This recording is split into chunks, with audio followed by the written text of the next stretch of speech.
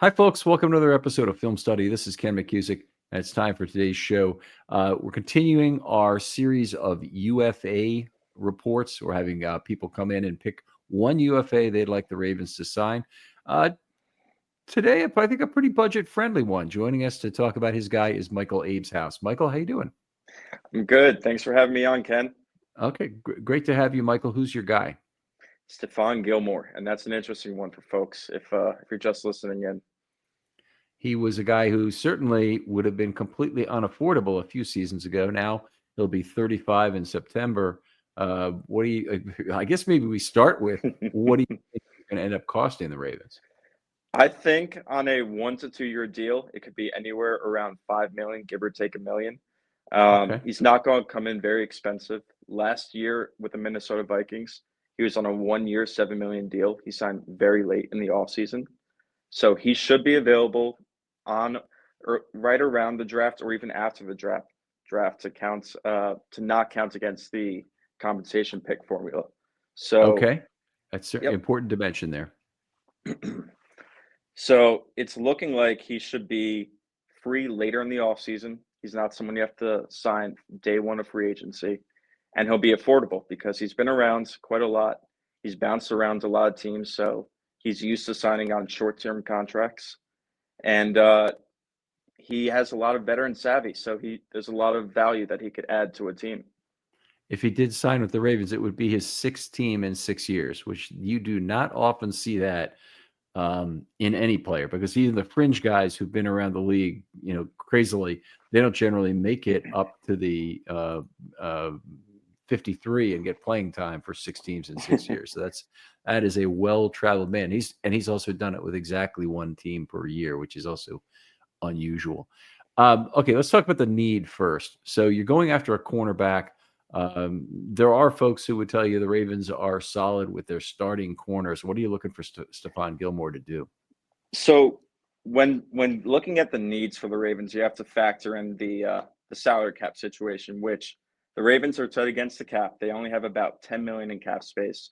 And I know there's a concerted effort to bring back Stanley. There's a concerted effort to bring back Ricard. So how much money is actually available if you want to leave money for next year for guys like Linderbaum, Hamilton, Likely, Travis Jones? You got to make sure you have enough money available for them as well. So if you're going to bring in really this offseason, anyone from outside, it's going to be a short-term contract unless Stanley leaves. A short-term, low-value salary. So the type of role that a Gilmore could come into would be, like I said, a 1 or 2 year deal on like $5 or so million per year, which is very affordable from a salary cap perspective. You're looking for someone who could be a veteran leader in the locker room. Gilmore's been around. He's been a defensive player of the year way back in the mid-2000 teens. I think around 2015, 2016, somewhere around there. And you want someone who does not need to carry the load from an every down perspective. The Ravens have Humphrey and Wiggins who will play every snap, hopefully, fingers crossed, knock on wood, assuming they stay healthy next season. So the top two guys are clear. But you have a young guy in TJ Tampa, who I think the Ravens are very high on, but they don't want to just throw him to the wolves and have him play 100% of the snaps next year. So you want someone to share the load with a TJ Tampa, but also enable TJ Tampa to get onto the field. So I think that's well said, by the way. I think that it is a very short total corner group. So getting a veteran corner makes a lot of sense. Gilmore seems like a guy who, if you have to sign him to a 2 year deal as opposed to a 1 year deal, it might end up being an old maid contract, that a 2 becomes 1, even if you wanted him to play that second year. Mm-hmm. Exactly. And I think you're looking for a role perspective, something along the lines of a Brandon Carr, who a lot of Ravens fans will remember was a great third or even fourth cornerback on the depth chart. Back when Marlon Humphrey was a young guy, you still had Jimmy Smith. You want someone who does not need to play every snap at cornerback, but can if needed. Okay, are you trying to get anything else out of Gilmore in terms of him playing any safety? for you. And I seem to remember Gilmore does have a little bit of safety in his history, but I need to check that out position wise by season, and it's not an easy way to do it. In my recollection, I haven't seen him play safety before, but Okay. he has ball production. He's gotten 20 plus interceptions in his career. I mean, look back at his highlight tape and you'll see tons of interceptions. So Right. I know he's capable of playing man cover against bigger guys. He can even probably cover a tight end if needed. He's familiar with zone coverage responsibility, so he probably could do it if asked to do it. I wouldn't pigeonhole him into that role of being a safety unless you need him to Mhm. be a safety in a pinch. But I would look at him more primarily as a cornerback, but maybe if there is an injury, knock on wood, hopefully there isn't, he could probably do it if you need him to. Okay. All right. 34 career picks, as you mentioned. This is really impressive with Gilmore, even though he's been around for the league for a lot, and a lot of this was accomplished a long time ago.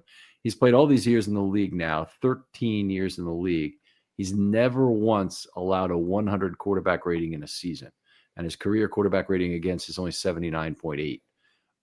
And one of the things about him that's nice is that he's really cut down on his penalties as an older player, which is exactly the opposite trend that you would expect. There are some, you learn things about playing corner, but you also lose speed and you get beat more, and you Mm-hmm. have to often get grabby from that. But his penalties have come down significantly since about his first 6 or 7 years in the league. Yeah, he's a pure technician. He's very comfortable in his skill set. He knows what he's capable of doing. Like I said, he has that veteran savvy to him. He knows what he's capable of. He's a very intelligent player. If you've Mhm. ever listened to him in a press conference, he speaks very well, and he handles himself with class. So that all translates in terms of how a player processes on the field. Will they panic if they get beat? Will they grab the player if the guy runs by him? If you are intelligent on the field, you know where you have your help, you know where you have your safety help, you know where you have your linebacker dropping in coverage help. So if you know how to play the game and you have the intelligence and the veteran savviness, you should be able to avoid those types of penalties, which is exactly what you just referenced, Ken. Mhm. All right. Another thing I'm really liking, he was at 6.6 yards per target last year, which is excellent. Now he's playing in a Minnesota defense, which is pretty good. But still, that's an outstanding figure playing for anyone, and would be almost 2 full yards per target less than Brandon Stevens that he'd be coming in and effectively, I guess, replacing his playing time as much as anyone's. So we have Wiggins and Humphrey. Humphrey's going to probably play a lot of slot. Gilmore on the outside, I'm assuming, for a fair number of nickel snaps at least, which probably means he's at right corner. Wiggins stays at left corner, I would guess. And you have Stephon Gilmore lined up on a lot of X receivers this year. Yeah, and that's been his skill set throughout his career. He's been an outside corner primarily. I also anticipate the Ravens to draft a safety. Not, I Mm-hmm. don't know if it'll be a round one safety because there's really two guys. Starks will probably go off the board early teens. Eman Worry, I'm not sure how the Ravens evaluate him because he has a similar type skill set to Hamilton. Mm-hmm. So I'm not sure how the Ravens would evaluate him, but if you get a guy down like later in the draft, and I don't want to jinx it by mentioning his name, like a Andrew Makuba who played with Nate Wiggins earlier in their college career and has a ton of college production in terms of interceptions and he's a big hitter, instinctual player. There's guys to be had on day two, even early day three if the draft at safety. So I think the Ravens value experience at corner very highly. I think they value depth more so at safety, and they have some young guys in Bo Braid and um, the seventh round Susie pick King. last year. Yeah, Sanusi Kane, who excellent special teams players could ultimately develop into strong safety types to enable Kyle Hamilton to roam around. But they want a more of a free range safety Right. to cover that deep end. And I don't think they want to pay big for that because they have Earl Thomas, they have Marcus Williams, guys that they've paid big that have not panned out. I Mm-hmm. think they want to go the young route now at the safety position. Okay, well, there's a cost any way you go. Obviously, those guys didn't work out that you're mentioning. Eric Weddle did, I would say, Yep. but the guys that they have otherwise drafted also have an opportunity cost because they're eating up a roster spot without being able to really play safety. And my fear is that's the case with both Kane and Braid. Maybe they develop, but Braid, all his plays were close to the line of scrimmage in last year's preseason, and I have some of the same fears about Kane as well, because there's nothing from his college playing time that would tell me he's going to be particularly effective on the back end. So I've got to, we'll see how things play out, but I think the Ravens need a free safety. I think actually both those guys are playing for one roster spot this next year in terms of what's available. But the Ravens definitely need safeties. And does it bother you at all that the corners with adding Stephon Gilmore would be getting exceptionally long in the tooth? That would not bother me specifically, because it would. Didn't you know it's possible to get THC shipped right to your door? Mood delivers premium 100% federally legal THC directly to you. I'm talking about delicious high-potency gummies, top-shelf flour, home-baked cookies, vapes, anything you'd find at a dispensary, you can now order online and have it shipped quickly, discreetly, and conveniently right to your door. And every Mood product is made from pesticide-free cannabis grown on America's best small farms at prices that won't destroy your wallet. Best of all, not only is every Mood product backed by a 100-day satisfaction guarantee, but as I mentioned, listeners get 20% off their first order with code RAVENS. So head to mood.com/ravens, check out their online dispensary, and let Mood help you discover your perfect mood. And don't forget to use promo code RAVENS when you check out to save 20% on your first order. It'd be a short-term deal. Humphrey's still relatively young. He's only 29 years old. He's got another 3 years or so of probably. I still wouldn't call that relatively young for a corner. It's advanced middle age for a corner. Yeah. We'll see. He's got another couple of years where he could have high caliber play. Wiggins is very, very young. He has so much room to grow. So I think, and TJ Tampa is second year guy now also. So really it would just be Gilmore if you bring him in terms of long in the tooth guys. If you bring in a Gilmore, I don't think you bring back a Tre'Davious White, because you probably draft a late rounds cornerback, maybe a slot type, to replace the Pepe Williams type of role, who maybe has some punt returner type skill set as well to add to get him on the field. But I don't see the Ravens, if they bring in a Gilmore, drafting another guy or bringing back someone else at the outside cornerback position. Okay, I think the Ravens collect aircraft carriers, and so I think they will go for a size and length corner anyway in this draft, because to get a younger guy, we don't know how they feel about Tampa at this point. He's practiced with the team, even though he has like JAD. I don't think he'll be going into year 4. He's a cut candidate this year. Yeah, they could make the team, but I certainly wouldn't want him to be any higher than the team's 4th cornerback. I would not want to be relying on him for regular play entering this season. I see him as at most a 5th cornerback on the depth chart. You got Humphrey, Wiggins. Tampa would probably be number 4, number 3 or 4, depending on how the Ravens view him. And then outside, and that Gilmore person who I'm recommending. Those would be your top 4. Draft pick would probably be 5. Okay. Maybe. All right. It often works out that way, and obviously depends on the round. If they go early at corner, he's gonna have a higher pedigree, probably be ahead of Tampa on the depth chart at least. Definitely. Yep. Now I want to bring you back to the name Tre'Davious White again. So I'm gonna give you an option here. You've got 2 players. You can have Stephon Gilmore. You pay him $7 million, but it's 1-year deal. Effectively may have some void years to defer money, but don't concern yourself too much with that, because the Ravens will do the right thing on that.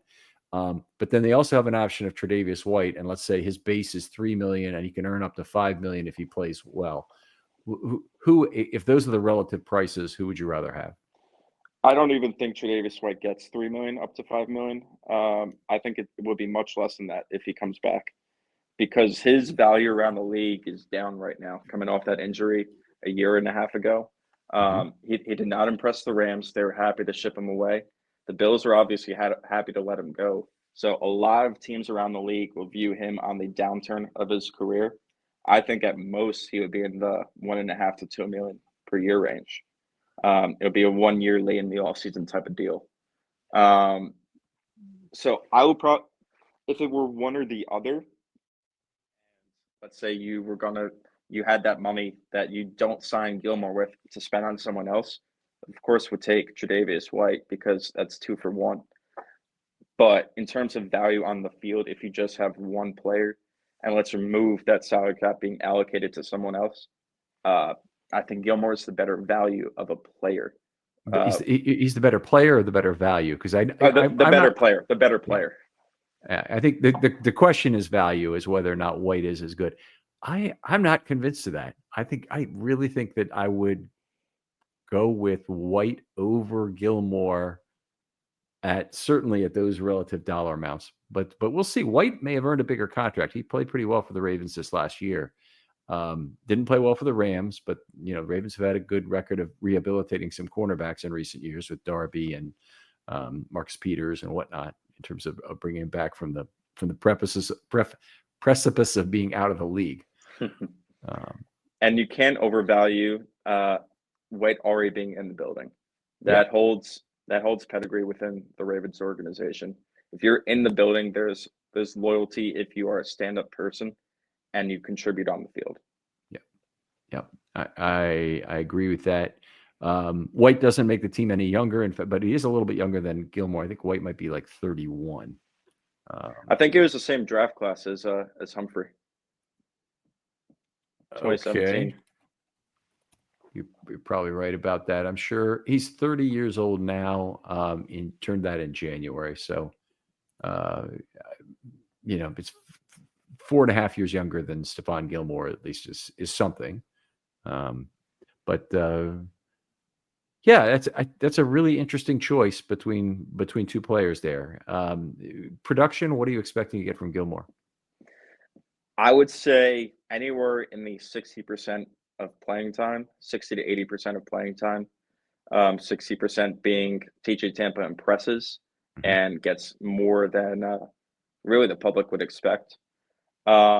Production anywhere, it depends on the playing time, but I would say 2 to 3 interceptions on the season if he gets that playing time, is a reasonable expectation, considering a lot of teams try to avoid throwing to Humphrey and Wiggins when they're on.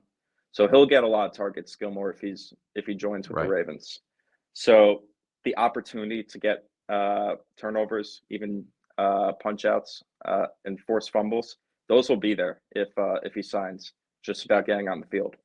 He has a much better record of finding the football, obviously, than Brandon Stevens. Low bar, but much better record of finding the football. I'm gonna say, if I had a statistical hurdle for him, I'd want him to be under 7.5 yards per target, and I think I'm being pretty lenient there, given the fact that he was at 6.6 last year at Minnesota. I think he's coming into a good defensive situation. The Ravens have a good schematic pass rush. Whether or not people think they have enough one-on-one winners is another matter. But I think this is a team he could do well for. I question the relative value at, say, $7 million for 1 year, or you're proposing a little bit less than that. But whether that's a realistic amount they could get Gilmore for, and whether it'd be a good value for the Ravens in terms of their money. You did mention earlier in the show that you need to save money next year for players like Jones and Likely and Linderbaum. Linderbaum has to be signed this year because he can't be franchised, so they can't give him the 5th-year option. So he basically will be a free agent after the season, and then you're talking about waving goodbye to one of the anchors of your line. If they trade Andrews, they're going to want to extend Likely. I think we'll agree on that, right? And in the case of Travis Jones, I think he's absolutely central to this defense. So I don't think they can go without it, at least attempting to extend him now. May not work. And they'll have to go to the draft if it doesn't. But I think he's very central to the Ravens defense. I don't think you could understate how valuable, just on the Travis Jones piece, how valuable he is. It may not show up in the box score, but he is extremely important in terms of run defense. The run defense is a 1 yard per play difference when he's on the field versus when he's off the field, at least. So if you want to be able to stop let's say in the Super Bowl next year, hopefully the Ravens make it, a Saquon Barkley, you're going to need one, maybe even two of Travis Jones type of players on the field at all times to be able to have any hope of stopping a guy like that. You have to be able to stop the run in order to defend the pass in the NFL. It's the game's won and lost in the trenches. So he may not get the amount of money that he definitely won't get the amount of money that a Nnamdi Madubuike got, but he should get double digits probably, and that's something that may surprise a lot of folks. I hope people won't think it's a dumb investment. He commands double teams. I think it's most important to the pass rush. They put him on the field with Madubuike to get that dynamic duo going, and it's a good one for overs and unders, but it's a really good one for just Jones eating a double team and forcing one-on-one matchups at other spots along that line. Exactly. That sets up the production from an Odafe Owe, a Kyle Van Noy. Yeah. They don't get those sack numbers that they got if they don't have guys like Madubuike and Jones inside occupying guards through center. All right, Michael, outstanding job here. I think it's a reasonable sort of a selection of Stephon Gilmore. Tell people where they can talk football with you online. Yeah, I'm on Twitter. You can find me at Mike_122.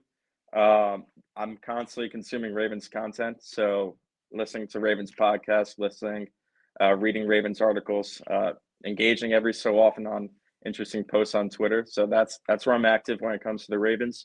You can find me there. All right. Thanks, Michael. Other folks out there, if you'd like to be on this series, hit me up pretty quickly with a DM on Twitter with the player you'd like to advocate for. May already be taken because we've got a number of these scheduled, but love to hear from you. And I'm going to try and do them in an order where, and we didn't do this with Gilmore here, where the guys that are likely to be signed later will be done later. So if you want one of the big names, if you want a Josh Sweat, or if you want somebody else who's one of the big names, Khalil Mack might be a big name this year. Not really sure exactly when he'll sign. T. Higgins, definitely the big name in free agency if he makes it.